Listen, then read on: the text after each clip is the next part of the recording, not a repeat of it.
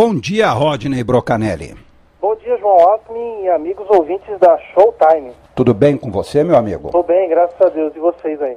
Olha, nós estamos bem, derretendo, um calor insuportável, um calor senegalesco, o ar absolutamente seco e irrespirável. Pois é verdade. Eu tenho também, eu tô tendo até que usar a Sorine aqui para ajudar na respiração. Não, tá feio, viu, Rodney? Tá feio mesmo. Tá feio. Tá muito feio hoje. Ô, Rodney, e a informação é de que isso vai até quando, Flávio? Bom dia, Rodney, querido. Você tá bom? Bom dia, Flávio. Eu vou bem, e você? Graças a Deus, na paz. Tenho acompanhado o seu blog, viu? A sua página, sempre acompanho. Não faz mais nada que a sua obrigação, porque não é obrigação. É obrigação, é porque amizade mesmo. Não, senhor, é o melhor blog, São Paulo é obrigação, tá? Não acho não. Bom, segundo eu ouvi o relato de meteorologistas, pelo menos até metade de fevereiro vai ficar assim. Ai, que delícia. E depois vai aumentar. E o pior, né, é a falta de chuvas, né? Verdade. Aqui em São Paulo, já os reservatórios da água já estão operando abaixo da capacidade. Não, e a gente tá olhando pela janela aqui, ô Rodney, não tem um vento. Mas tem nada, tá tudo parado. Quanto à falta de energia, Rodney, você não se preocupe que no prédio do Flávio tem gerador próprio. Antes tivesse, seria bom. Então vamos todos para lá, então, a hora que antes tivesse, viu, Rodney? Ô, Rodney, nossa, que diabo é isso que você colocou? Jovem Pan tira registros com Milton Neves do seu site?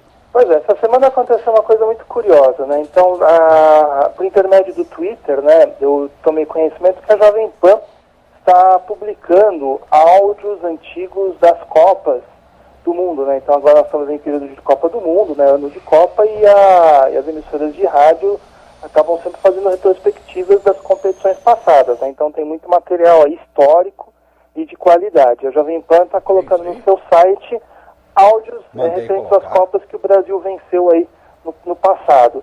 E o que tinha me chamado a atenção foi que, com relação aos mundiais de 1962 e 70, esses áudios tinham um texto introdutório lido pelo Milton Neves.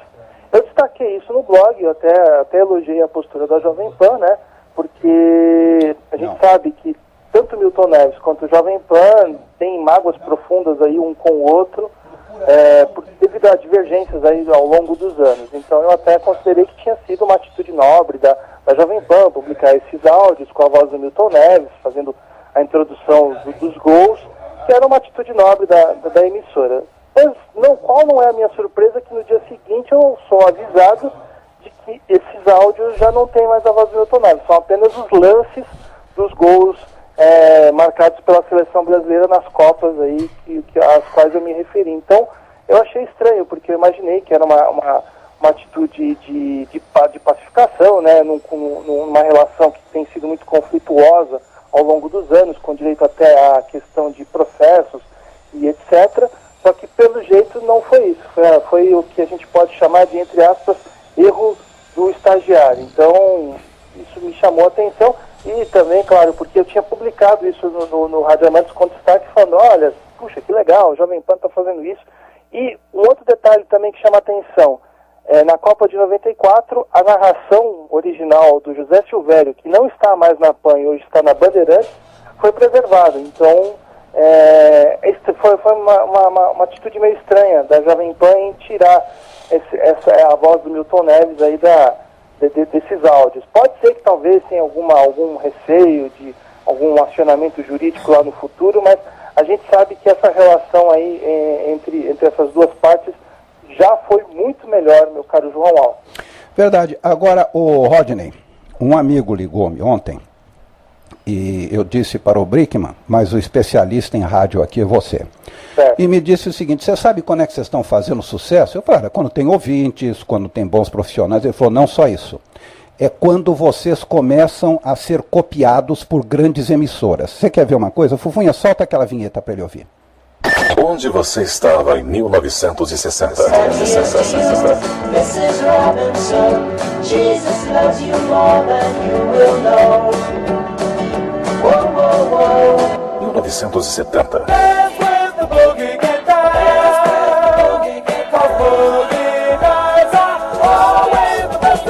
1980.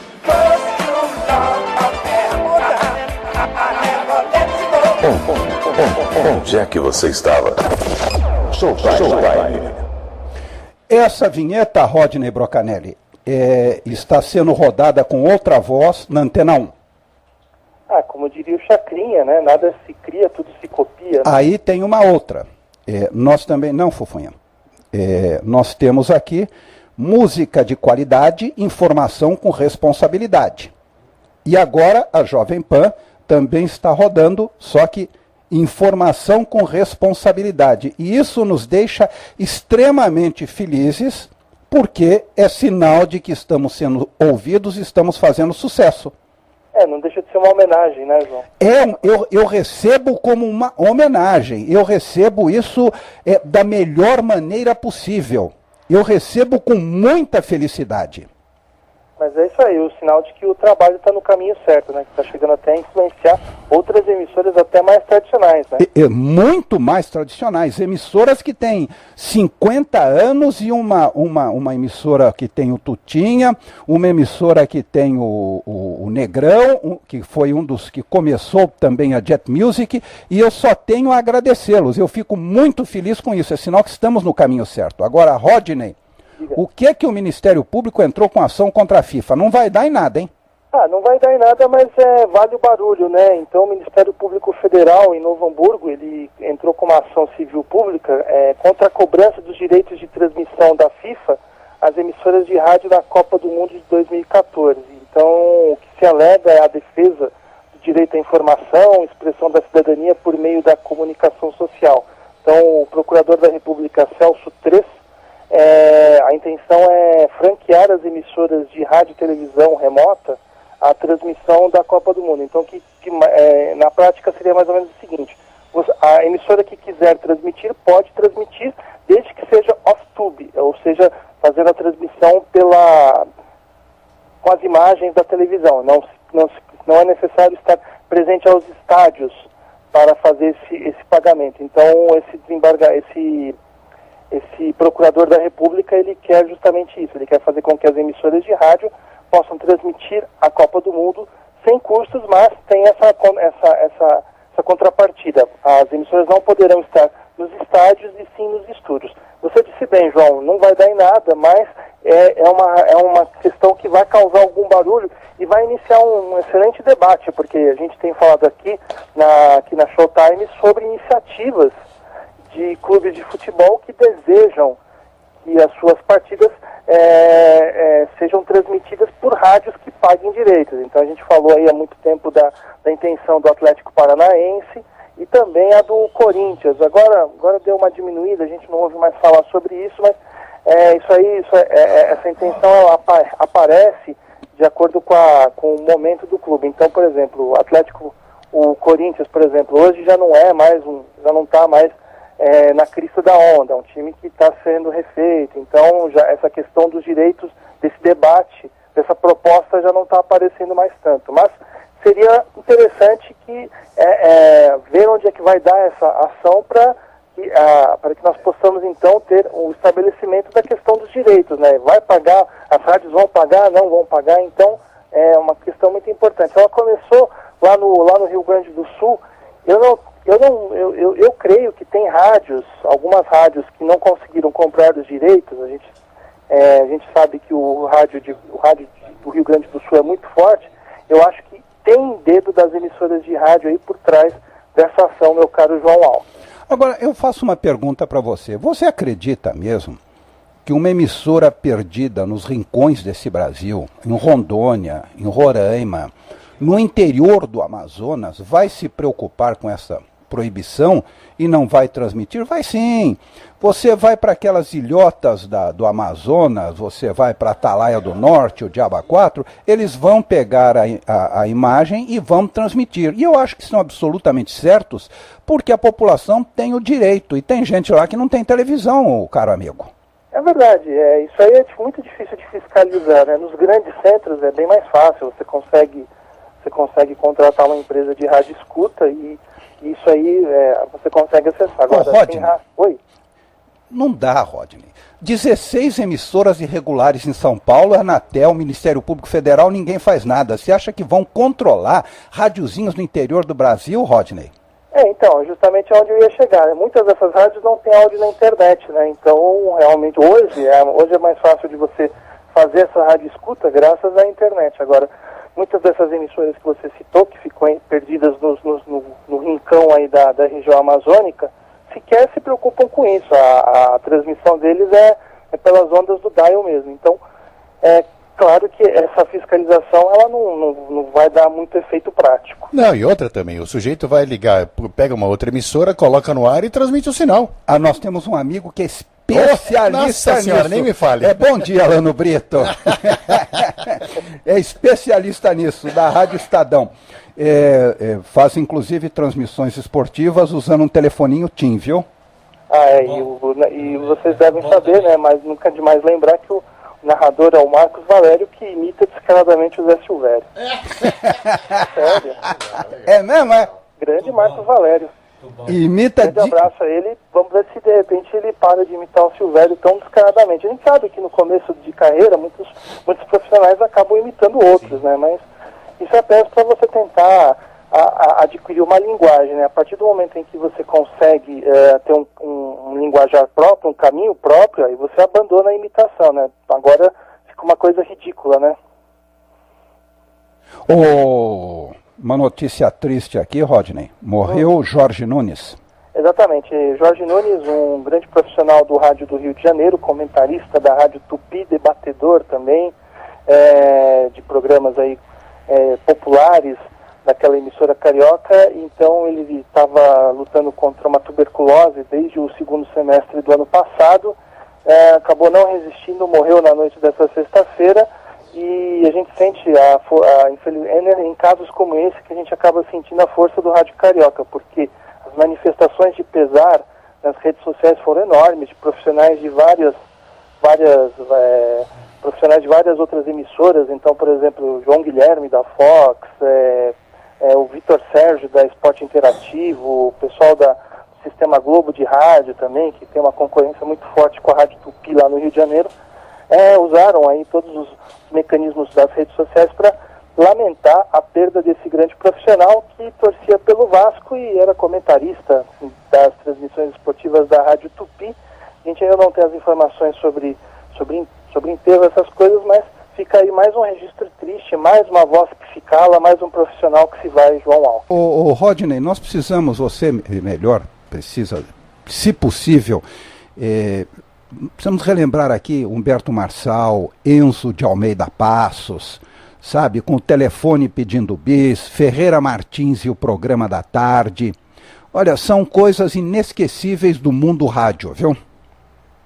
Exatamente. Tem muito material aí dessas personalidades na internet, né? Então, outro dia eu descobri uma entrevista do Tonico, eu até vou destacar nas próximas semanas aí no Rádio Amante, uma entrevista do Tonico Tinoco, uma entrevista biográfica à Rádio Record, com o José Luiz Menegatti, um outro profissional, e o Nelson Rubens. Então é um registro histórico maravilhoso que eu vou publicar. Claro, tem muita coisa na internet, agora tem muita coisa que a gente precisa cavucar e achar. Eu gostaria muito, até não sei, até um apelo aí para quem estiver ouvindo, eu gostaria muito de ter acesso às transmissões da antiga Rádio Capital, as transmissões de futebol em carrossel que foram introduzidas pelo Hélio Ribeiro no final da década de 70, começo da década de 80, quando a Rádio Capital foi fundada aqui em São Paulo. Então, como em carrossel? Como é que era isso? Era assim, funcionava da seguinte maneira.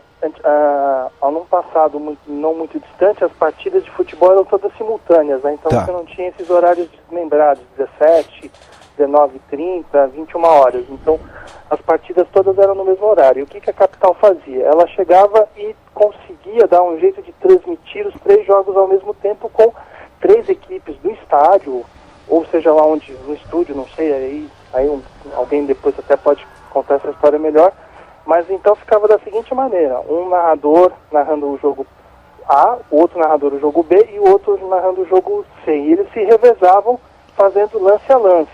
É o que hoje a gente conhece como duplex no rádio gaúcho e no rádio mineiro, até quando as partidas de Grêmio Internacional e Atlético Mineiro e Cruzeiro são simultâneas. E a Capital inovou e fazia carrossel. Então eram de 3 a 4 partidas simultâneas com narração. Então o Marco Antônio Matos, J. Júnior, que não é esse que está no Sport TV, é um outro J. Júnior que trabalhou em Goiânia, em Minas, e outros narradores se revezavam para transmitir, fazer uma transmissão em carrossel e passar todas as emoções dos vários jogos simultâneos que estavam acontecendo. Foi uma introdução feita por ele, Hélio Ribeiro, um grande nome aí da história do rádio. Um gênio. Hélio Ribeiro foi um gênio, um visionário que estava 100 anos na frente de todo mundo. Eu vi ao vivo na Bandeirantes, em 73. Eu vi ele e logo em seguida entrava o Ferreira Martins com o programa da tarde. Eu não sei se o muito Flávio bom, muito legal. Porque o Flávio é meio relapso, mas você deve ter visto, Rodney, eu postei lá, um programa feito agora, há 3 meses atrás, em que o Darcio Arruda entrevista a todos que fizeram parte da Jet Music. Tá, eu acho que não eu vi esse vídeo com não o vi. Carlinhos Docs. Vamos ouvir. Não é Falha minha. para ouvir, não, porque já está no seu Facebook. Então? Há mais de uma semana, não é para ouvir, é para ouvir e ver, porque ele inclusive mostra ali as planilhas como eram. Horário tal, apresentador Darcio Bonifácio Arruda, música essa, cada 15 minutos isso, aquilo outro. Maravilhoso. É que o Flávio é relapso. Agora, para onde vai Luiz Carlos Resch? Pois é, Luiz Carlos Resch é um grande profissional aí do rádio de Porto Alegre, né? A gente aqui que está fora desse meio, né, do Rio Grande do Sul, a gente não tem a dimensão exata de que ele é uma verdadeira celebridade lá em Porto Alegre. E ele trabalha há muitos anos na Rádio Guaíba, eu quase confundi, mas é a Rádio Guaíba, que é hoje controlada pela Igreja Universal do Reino de Deus. E a direção, né, a diretriz nova da emissora acaba colidindo com muitas das filosofias de trabalho desse profissional. E o que está acontecendo então? Ele não quer mais ficar na Rádio Guaíba, quer sair, e ele tem 2 propostas. Uma da Rádio Grenal, a rádio que faz 24 horas de futebol lá em Porto Alegre, e também uma outra proposta do Grupo Bandeirantes. A Rádio Bandeirantes é muito forte lá em Porto Alegre, tem lá um público fiel e tem uma programação semelhante à matriz aqui de São Paulo. Então, podemos ter essa novidade aí nos próximos dias, dessa transferência, dessa troca. E antes de encerrar, deixa eu só mandar um abraço para o Marcelo de Sena, que ele está me lembrando aqui do fim da Rádio Clube AM de Recife. Como, acabou? Na verdade, até vai acontecer um movimento muito interessante lá em Recife, porque a Sistema Globo de Rádio vai se unir aos diários associados. A Rádio Clube AM de Recife é pertencente ao sistema dos diários associados, uma rádio bem tradicional, no ar aí desde a década de 1910. E ela vai sair do ar para que entre na frequência usada pela Rádio Clube, a Rádio Globo local. Então, a partir dos próximos dias, nós vamos ter aí a Rádio Globo funcionando em Recife, numa frequência tocada pelos diários associados, o que não deixa de ser muito interessante, porque no Rio de Janeiro, o Sistema Globo de Rádio e os diários associados, controlando a Tupi, a Globo, com todas as suas emissoras de rádio, são adversários fortes lá naquela cidade. Só que no Recife vão passar a ser aliados, meu caro João Alves. Ué, mas pode isso?